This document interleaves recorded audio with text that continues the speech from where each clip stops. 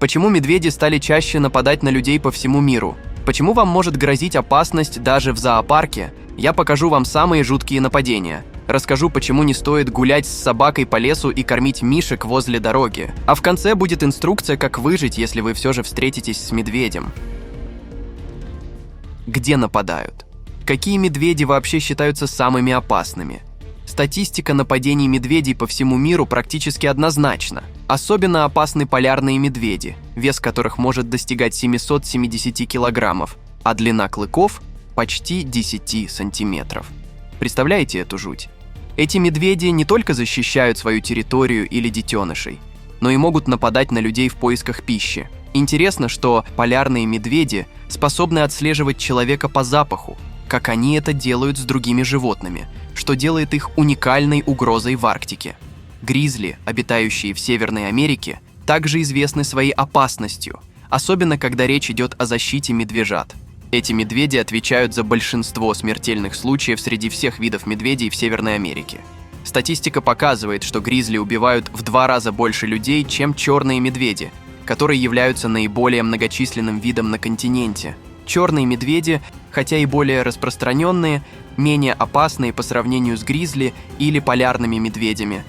Они обычно избегают человеческого общества и нападают только в случае угрозы. Статистика отмечает, что черные медведи совершают около 1 смертельного нападения в год на территории США и несколько, если брать весь мир. По данным исследований, ежегодно в мире происходит около 40 нападений медведей, с основной долей происшествий в Северной Америке и Европе, включая Россию.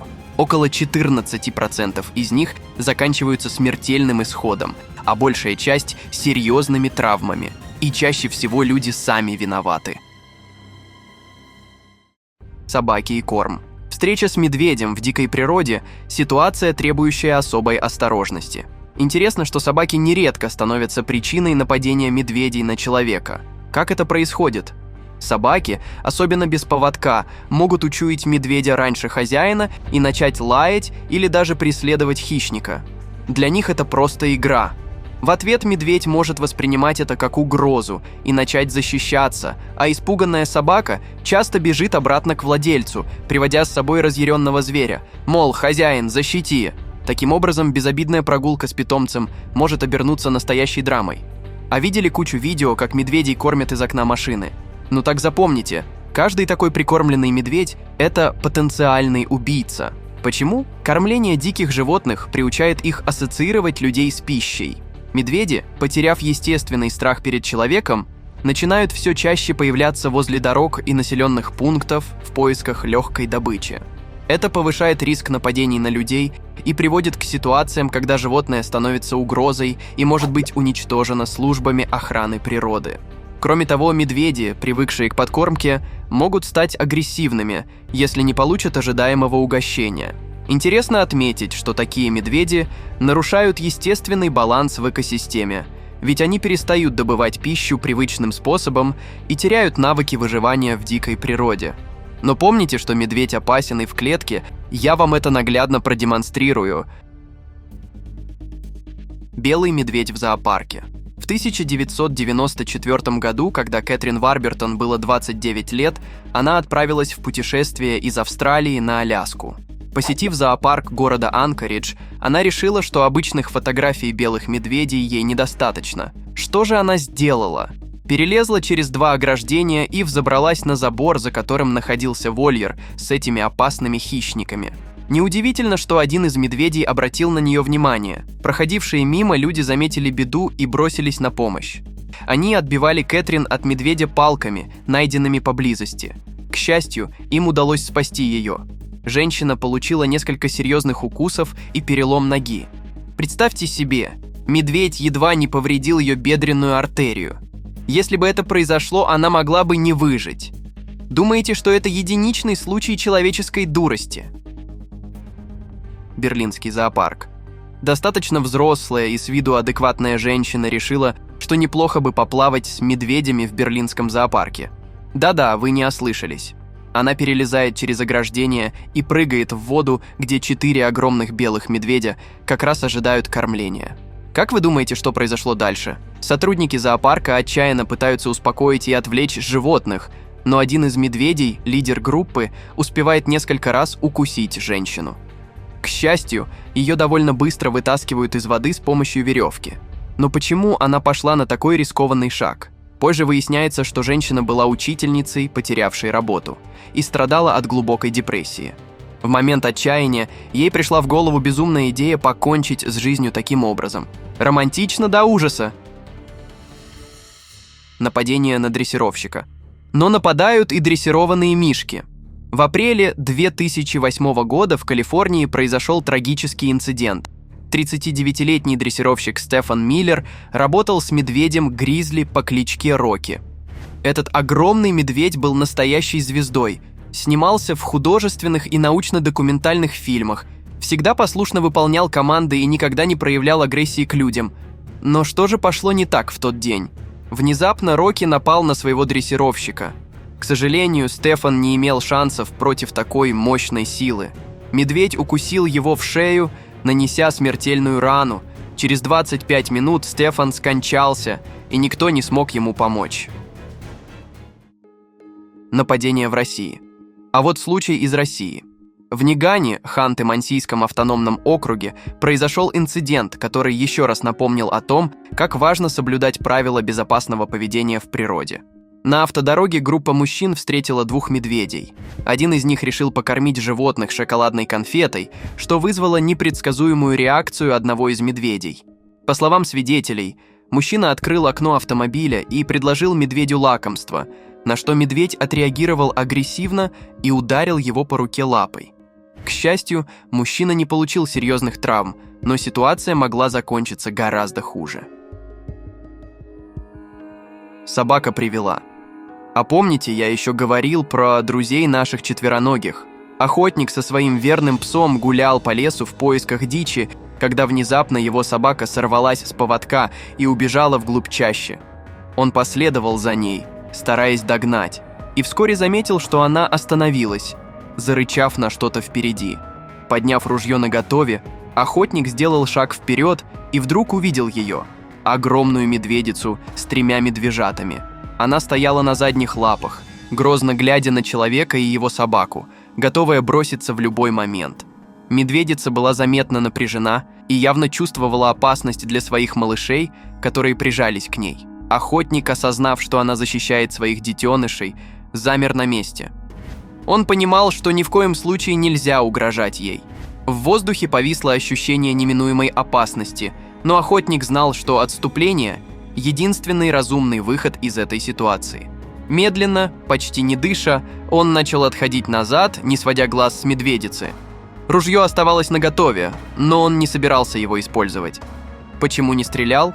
Медведицу, которая защищает своих детей, даже десятком пуль не остановишь. Так что мужчина поступил правильно, что не стал привлекать к себе внимание. На волосок от гибели. А вот еще один страшный случай. Где-то в диких горах Монтаны альпинист по имени Джек, достаточно опытный скалолаз, совершал подъем на одну из вершин. Внезапно, когда он уже почти достиг вершины, он услышал за собой странный шум. В этот момент на него сверху неожиданно спрыгнул огромный медведь. Представляете его лицо и мысли в этот момент? Медведь, который, очевидно, оказался на вершине, решил напасть. В отчаянной борьбе за свою жизнь Джек начал отбиваться, стараясь не сорваться. Медведь рыкнул и рванулся к человеку, но альпинист успел ударить его по морде несколько раз руками, а затем и ногами, пытаясь оттолкнуть зверя вниз. Медведь зацепился когтями за край скалы и продолжал карабкаться вверх, пытаясь достать Джека. Джек был в шоке. Его дыхание сбилось, сердце бешено колотилось, но он понимал, что стоит ему потерять контроль, и это конец. Альпинист снова ударил медведя ногой, и зверь наконец сорвался, рухнув вниз. Зверь исчез из виду, а Джек, потрясенный и обезвоженный, понял, что чудом остался жив. Монтана славится своими дикими местами, где обитают медведи-гризли, и такие встречи могут произойти в любой момент. Так что будьте начеку, ведь Мишка может даже спрыгнуть вам на голову. Нападение на Шпицбергене. Но, к сожалению, не всегда все заканчивается хорошо. Когда Себастьян Нильсен и Людвиг Фьельд отправились на каяках вокруг арктического архипелага Шпицберген, они ожидали приключений и славы, но встретили на своем пути настоящий кошмар. Двух путешественников атаковал гигантский полярный медведь весом в 400 килограммов. Этот хищник, один из самых опасных животных планеты, смог пробудиться от зимней спячки и принести настоящий ужас и хаос в жизнь двух норвежцев. Их столкновение с медведем превратилось в борьбу за выживание. Этот инцидент привлек внимание не только из-за его драматической природы, но и из-за места происшествия. Шпицберген, архипелаг в Ледовитом океане, является одной из немногих мест, где люди и полярные медведи пересекаются достаточно регулярно. Полярные медведи, как известно, могут быть чрезвычайно агрессивными, если чувствуют угрозу или голод. Та ночь, когда медведь разорвал палатку, в которой спали Людвиг и Себастьян, стала настоящим испытанием на выживание. Себастьян, чье лицо было буквально в пасти медведя, чудом выжил, несмотря на серьезные травмы и потерю крови. Людвиг, его друг и путешественник, рискнул своей жизнью, чтобы спасти товарища, стреляя в медведя из ружья, которое дало осечку в критический момент. Как итог, медведя спугнули, но парень остался без лица. Ночь Гризли. Или вот еще один случай. Трагические события лета 1967 года в национальном парке Глейшер в Монтане стали черной страницей в истории парковой службы США и оставили неизгладимый след в памяти многих. Две молодые женщины, Джули Хельгесон и Мишель Кунц, обе работницы парка и обе в возрасте 19 лет, стали жертвами нападений гризли в одну и ту же ночь, 12 августа. Ситуация в парке была напряженной из-за участившихся случаев посещения медведями кемпингов и домиков, привлеченных едой, оставленной посетителями. Несмотря на предупреждения и рекомендации оставлять места отдыха чистыми от пищевых отходов, многие туристы игнорировали эти меры безопасности, что привлекало медведей в зону отдыха. На тот момент, в 1960-е годы, национальные парки не обладали достаточными мерами предосторожности, такими как мусорные баки, защищенные от медведей. Это, в свою очередь, увеличивало вероятность встречи с дикими животными. Джули и Мишель, выбравшие для ночевки открытое пространство, не подозревали о грозящей опасности. По рассказам очевидцев, один из медведей подошел к спящим под открытым небом девушкам, начал обнюхивать их и в итоге атаковал. Джули была утащена медведем, и несмотря на быстрое реагирование спасательной команды, ее жизнь не удалось спасти. Мишель и ее друзья столкнулись с медведем, когда готовили ужин. Несмотря на предпринятые меры предосторожности после первой встречи, нападение повторилось ночью, и Мишель погибла от полученных ран. Эти трагические события стали толчком к серьезным изменениям в политике управления национальными парками США. Медведь на источнике. А этот инцидент произошел в провинциальном парке Liard River Hot Springs в Британской Колумбии, Канада. 14 августа 1997 года Патти МакКоннелл и двум ее детям понадобился перерыв после долгого путешествия из Техаса на Аляску, и они решили остановиться у горячих источников.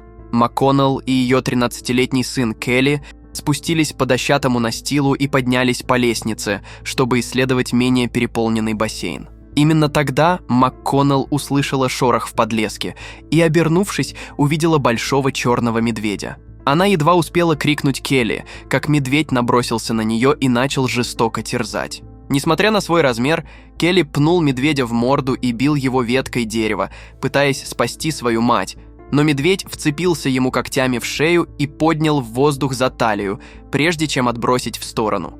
Услышав их крики, случайный прохожий по имени Рэй Китчен бросился к месту происшествия и также попытался отбить черного медведя от двух его окровавленных жертв. Медведь набросился на Китчена и ударил его с такой силой, что они вдвоем перевалились через перила и покатились вниз по склону холма, где медведь смертельно ранил Китчена в шею. Еще один человек был тяжело ранен, прежде чем два случайных прохожих ворвались с охотничьими ружьями и убили разъяренное животное. Хотя МакКоннелл также скончалась от полученных ран, ее храбрый мальчик выжил, а Келли и Китчен были награждены медалями за отвагу от правительства Канады. Посмертно, как вы понимаете. Схема выживания.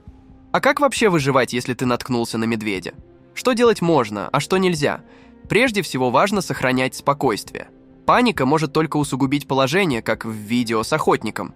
Не стоит кричать или делать резкие движения. Медленно отступайте назад, не поворачиваясь к медведю спиной. Интересно, что бегство может спровоцировать у медведя инстинкт преследования. А кто из нас сможет обогнать этого мощного зверя? Не рекомендуется смотреть медведю прямо в глаза. Это может быть воспринято как агрессия или вызов. Лучше говорить тихим, спокойным голосом, показывая, что вы не представляете угрозы. Если у вас есть с собой спрей для отпугивания, держите его наготове. Нельзя подходить к медведю ближе или пытаться его сфотографировать. Даже если он кажется безобидным или не замечает вас, лучше держаться подальше. Медведи часто атакуют, защищая свою территорию или потомство. Поэтому просто отойдя в сторону, мы можем разрешить конфликт. Если медведь все же начинает приближаться, постарайтесь казаться больше, поднимите руки или рюкзак над головой. Возможно, это отпугнет его. Но если животное проявляет явную агрессию и избежать столкновения невозможно, попытайтесь использовать любые подручные средства для защиты. Важно помнить, что разные виды медведей требуют разного подхода. Например, при нападении бурого медведя советуют лечь на землю, закрыв руками шею и притвориться мертвым. А вот с белым медведем такой номер не пройдет. Тут только молиться и пытаться попасть ему в глаз чем-то. В заключение. Лучше всего избегать ситуаций, где возможна встреча с медведем. Будьте осторожнее и берегите себя. И пишите в комментариях, если сами встречались с медведем. Кстати, если вы любите интересные истории, умеете писать сценарии, монтировать или озвучивать видео, то переходите в Telegram-бот по ссылке в описании. Буду рад сотрудничать. Спасибо за просмотр.